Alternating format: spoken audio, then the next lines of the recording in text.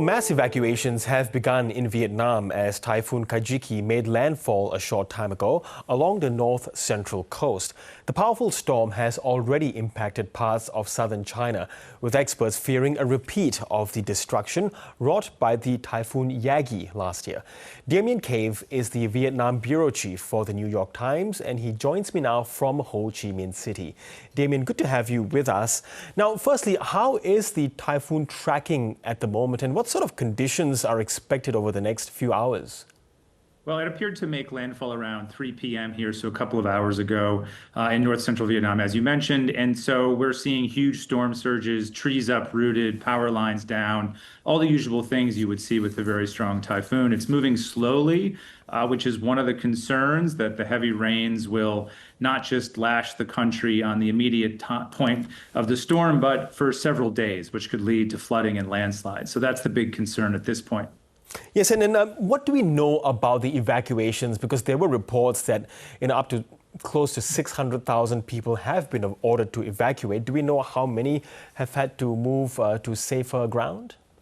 The latest figures are around 300,000. There seems to have been some adjustments as the storm started to tilt a bit north. Still, 300,000 people is a lot of people to try and move out of homes and out of the coast. And so today there were police officers going door to door in many areas, trying to get the elderly, people who are vulnerable, to schools and shelters. As in any storm, many of us have covered many of these in many parts of the world. There are people who go happily, and there are people who stay, who feel safest at home. And so here, there's a lot of that too. We talked to someone who's stayed home with her children, had stocked up on food, and was just hoping for the best, even as her neighbor's roof was torn off, and others who have, gone into schools and are staying in groups where they feel like they can be more secure. So it's a bit of a mixed bag at this point. Yes, and what do we know in terms of where, the worst hit areas might be, population centers that might be hit worst by Typhoon Kajiki? So this area is a mix of industrial, rural. There aren't necessarily huge cities. It's moved a bit past Da Nang in terms of north. And so at this point, it's kind of a mixed use area, and they're not huge population centers, but we're still talking millions of people who were affected in these 5 to 7 provinces, and also a bunch of hydropower plants, steel factories, a lot of things that are also important for the country's infrastructure and economy. So there are a lot of risks there. But the main concern, again, is loss of life and livelihood, especially with floods and landslides in areas that have already been drenched, not just from this storm, but from previous storms over the rainy season as it's been intensifying. Yes, I suppose the question is, I think it's in the minds of many people in Vietnam, although Typhoon Yagi did hit in a much different area than where Typhoon Kajiki is striking at the moment. But have lessons been learned in terms of how authorities and residents have been preparing for this typhoon? It's a good question. I think this time the evacuation orders came much more quickly and much more aggressively than they did last year. Yagi killed almost 150 people. It led to lots of flooding and all kinds of problems, and there was some very serious landslides. So I think authorities have moved more quickly in that regard.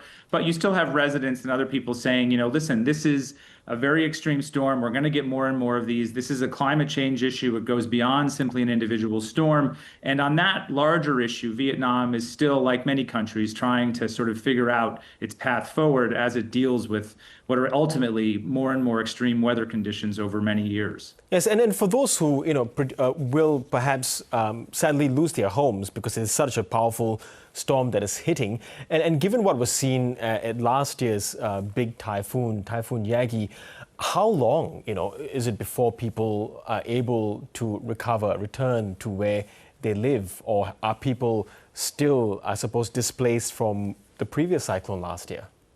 This is a very resilient country. People come back pretty quickly. Yagi hung around for a while, and the damage hung around for weeks and months.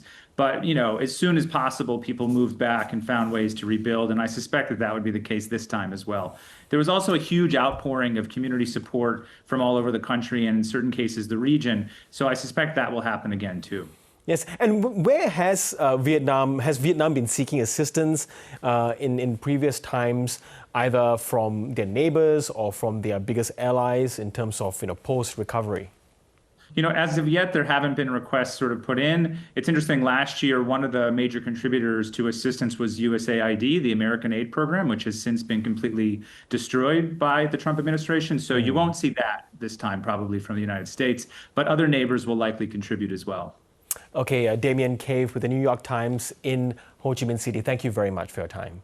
Thank you.